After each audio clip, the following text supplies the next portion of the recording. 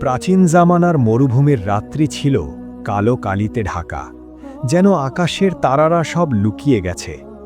বালুর ওপর দিয়ে ঠান্ডা হাওয়া দিয়ে উঠছিল, তার সাথে মিশে একটা অদ্ভুত গন্ধ, পচা ফলের মতো মিষ্টি, কিন্তু তার নিচে লুকিয়ে ছিল রক্তের ধাতস্থ গন্ধ। দূরের পাহাড়ের গুহার মুখে, যেখানে চাঁদের আলো পড়তে পারে না, একটা ছায়ামূর্তি হাঁটছিল ধীর পায়ে। তার পায়ের নিচে বালি কুঁচকে উঠছিল নরম সাপের মতো, আর প্রতি পদক্ষেপে একটা ফিসফিস শোনা যাচ্ছিল, যেন গুহার দেওয়াল থেকে কেউ ডাকছে। হঠাৎ একটা চাপা চিৎকার ভেসে এলো অন্ধকার থেকে। ছায়াটা থমকে দাঁড়ালো, তার হাতে ধরা লণ্ঠনের আলো কাঁপল, কিন্তু আলোটা ছড়াতে পারল না। শুধু একটা অস্পষ্ট রূপ দেখা গেল, একটা লম্বা ছায়া যার শেষ প্রান্তে কি যেন চকচক করছে। ছায়াটা অদৃশ্য হয়ে গেল, কিন্তু তার সাথে রইল একটা ধাতস্থ গন্ধ, যা বাতাসে ভেসে আসতে লাগল। কে ছিল সে, আর কি নিয়ে গেল সে? সেই রাত্রির কয়েকদিন আগে জামানার সানা শহরের ধুলো মাখা রাস্তায় একটা ছেলে হাঁটছিল, নাম তার আব্দুল্লাহ। তার বয়স ছিল 16, চোখে ছিল মরুর সূর্যের আগুন, কিন্তু মুখে ছিল ক্লান্তির ছাপ। শহরের বাজারটা ছিল জীবন্ত, মশলার তীব্র গন্ধ, ভেড়ার চর্বির ভাজা গন্ধ, আর দূরে ঘোড়ার পায়ের শব্দ মিলেমিশে একটা উত্তেজনার সিম্ফনি তৈরি করছিল। কিন্তু আব্দুল্লাহর নাকের কাছে শুধু এসে পৌঁছালো দারিদ্র্যের গন্ধ, পোড়া রুটির ধোঁয়া আর ক্ষুধার্ত পেটের খোলস। তার বাবা ছিলেন একজন দরিদ্র কৃষক, যার জমি মরুবালুর কবলে পড়ে গেছে। পরিবারের 7 জন সন্তান, সবাই একটা ছোট মাটির ঘরে ঠাসা।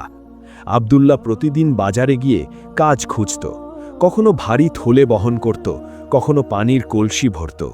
কিন্তু আজ তার হাতে ছিল একটা পুরনো তামার মুদ্রা, যা সে পেয়েছে একটা ধনী বণিকের থেকে কয়েক ঘন্টার পরিশ্রমের বিনিময়ে। বাজারের এক কোণে একটা ছোট মসজিদের সামনে দাঁড়িয়েছিল এক বৃদ্ধ ভিক্ষুক। তার চোখ ছিল অন্ধ, কিন্তু হাতটা ছিল সোজা করে বাড়ানো। তার চারপাশে ছিল অন্ধকারের ছায়া, যদিও দিনের আলো জ্বলজ্বল করছিল।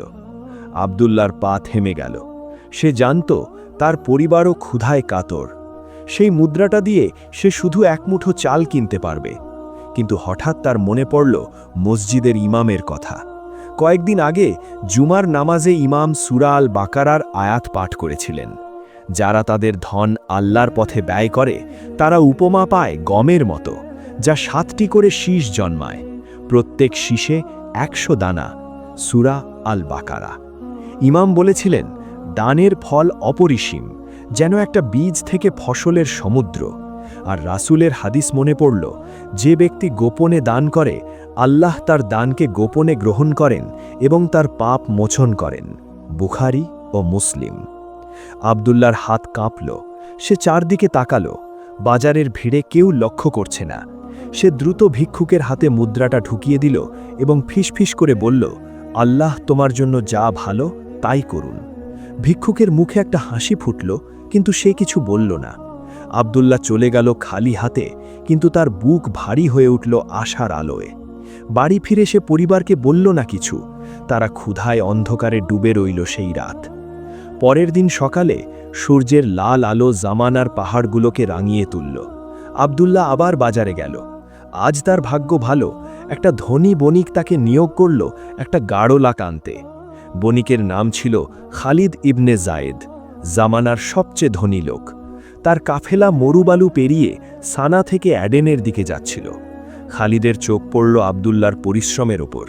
তুমি শক্তিশালী ছেলে, বলল সে, আমার সাথে যাও, মজুরি দ্বিগুণ দেব। আব্দুল্লাহর হৃদয় লাফালো। সে সম্মতি দিল। কাফেলাটা রওনা দিল। বালুর ওপর দিয়ে উটের পায়ের শব্দ গর্জন তুলল। বাতাসে এলো উটের ঘামের গন্ধ মিশে মশলার সুবাস। কয়েকদিন পর কাফেলা একটা ওয়াসিসে পৌঁছালো। সেখানে পানির ধারে একটা ছোট গ্রাম। রাত নামল, আকাশে তারা জ্বলে উঠল। আব্দুল্লাহ একটা খেজুরের গাছের নিচে বসে খাবার খাচ্ছিল। হঠাৎ সে দেখল খালিদ তার দিকে আসছে। তার হাতে একটা ছোট থলে। এটা তোমার, বলল খালিদ, তোমার পরিশ্রমের পুরস্কার। থলেটা খুলতেই আব্দুল্লাহ চমকে উঠল। ভিতরে ছিল সোনার মুদ্রা, যা তার 1 মাসের মজুরির সমান। কিন্তু খালিদ বলল, এটা শুধু শুরু, তোমার মতো সৎ ছেলেকে আমি আরও সাহায্য করব। আব্দুল্লাহ অবাক, সে তো শুধু পরিশ্রম করেছে। পরের কয়েক সপ্তাহে আব্দুল্লাহর জীবন বদলে গেল। খালিদ তাকে তার ব্যবসায় শেয়ার দিল। তার পরিবারের ঘর ভরে গেল চাল ডালে, নতুন কাপড়ে। কিন্তু আব্দুল্লাহ গোপন রাখল তার গোপন দানের কথা। সে প্রতি শুক্রবার মসজিদে গিয়ে দান করতে লাগল গোপনে। জামানার লোকেরা বলাবলি করতে লাগল, আব্দুল্লাহর ভাগ্য খুলেছে, কিন্তু কেউ জানত না কেন। এক রাতে আব্দুল্লাহ তার ঘরে বসে কুরআন পাঠ করছিল। বাইরে ঝড় উঠল, বালুর ঝড়, যা সব কিছু ঢেকে দিল অন্ধকারে। হঠাৎ দরজায় একটা শব্দ। সে দরজা খুলল। সামনে দাঁড়িয়েছিল সেই অন্ধ ভিক্ষুক। তার হাতে ধরা একটা ছোট প্যাকেট। এটা তোমার জন্য, বলল ভিক্ষুক ফিসফিস করে, তোমার গোপন দানের প্রতিদান। আব্দুল্লাহ প্যাকেটটা খুলল। ভিতরে ছিল একটা পুরনো মানচিত্র, যা দেখাচ্ছিল পাহাড়ের গুহায় লুকানো ধনের পথ। ভিক্ষুক বলল, এটা খালিদের পূর্বপুরুষের। সে তোমাকে সাহায্য করেছে কারণ আমি তাকে বলেছি তোমার গোপন দানের কথা। কিন্তু এই মানচিত্রের ধন নিয়ে যাওয়ার আগে সাবধান, এর রক্ষকরা জেগে আছে। ভিক্ষুক অদৃশ্য হয়ে গেল ঝড়ে। পরের দিন আব্দুল্লাহ সিদ্ধান্ত নিল সে গুহায় যাবে। সে খালিদকে বলল না। রাত নামল। সে লণ্ঠন জ্বালিয়ে পাহাড়ের দিকে রওনা দিল। বালুর ওপর তার পায়ের শব্দ ফিসফিস করছিল। গন্ধ এলো, পচা ফলের মতো। গুহার মুখে পৌঁছে সে থমকে গেল। অন্ধকার থেকে ভেসে এলো চাপা চিৎকার। লণ্ঠনের আলো কাঁপল এবং সামনে দেখা গেল একটা লম্বা ছায়া, যার শেষে চকচক করছে কি যেন। ছায়াটা এগিয়ে এলো। ছায়াটা এগিয়ে আসার সাথে সাথে গুহার অন্ধকার গভীর হয়ে গেল, যেন কালো কালি ছড়িয়ে পড়ছে। আব্দুল্লাহর লণ্ঠনের আলো কাঁপতে কাঁপতে ছায়ার রূপ ফুটিয়ে তুলল। একটা লম্বা লোক, তার চোখ দুটো জ্বলজ্বল করছে সবুজ আলোয়।